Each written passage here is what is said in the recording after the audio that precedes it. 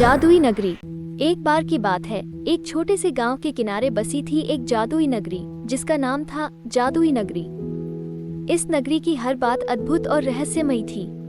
यहाँ की हवा में एक अलग ही सुगंध थी और रात को आसमान तारों से भरा रहता था जो अजीबोगरीब ढंग से चमकते थे। गांव के लोग इस नगरी के बारे में कई कहानियां सुनाते थे। एक कहानी थी कि इस नगरी में हर चीज जीवंत थी। पेड़, पौधे, फूल, यहाँ तक कि पत्थर भी बात करते थे। इस नगरी में जाने की हिम्मत बहुत कम लोग कर पाते थे क्योंकि इस नगरी के रास्ते बहुत मुश्किल और खतरनाक थे। वीर नाम का एक जवान लड़का जो गांव में रहता था, उसकी हमेशा से ही जादुई नगरी को देखने की इच्छा थी। वीर का दिल बहुत बड़ा और दिमाग बहुत तेज था।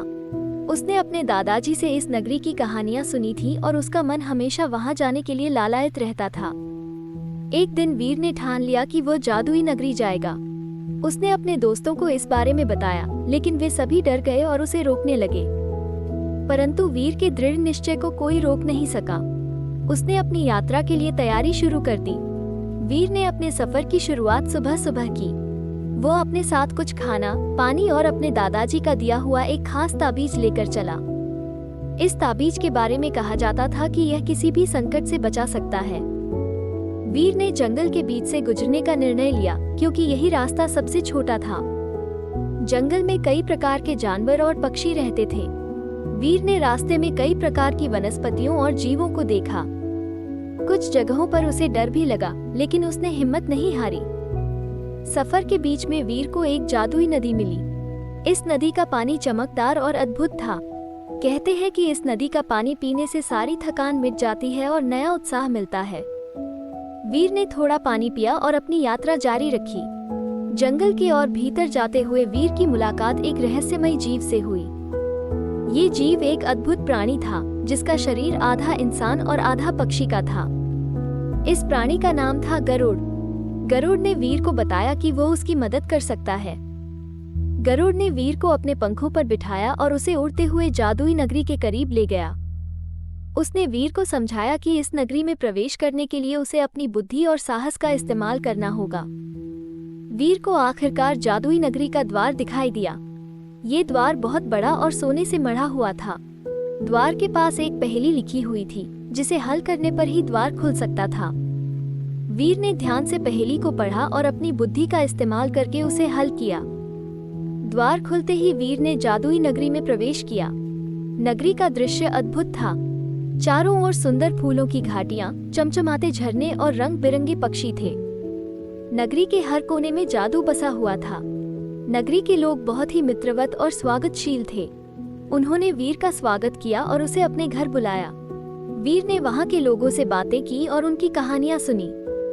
उसने जाना कि इस नगरी की हर चीज का अपना एक जीवन है और यहाँ सब कुछ संतुलन में है। वीर को धीरे धीरे नगरी का सबसे बड़ा रहस्य पता चला। यह नगरी एक जादुई रत्न के कारण जीवंत थी, जिसे नगरी के बीचों बीच एक मंदिर में रखा गया था।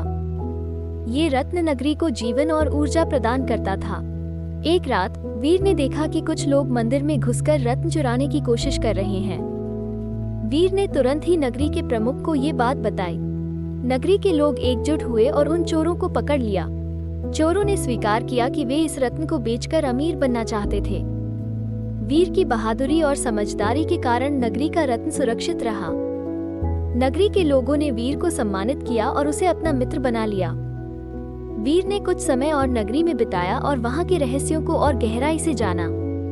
कुछ समय बाद वीर ने वापस अपने गांव जाने का निर्णय लिया।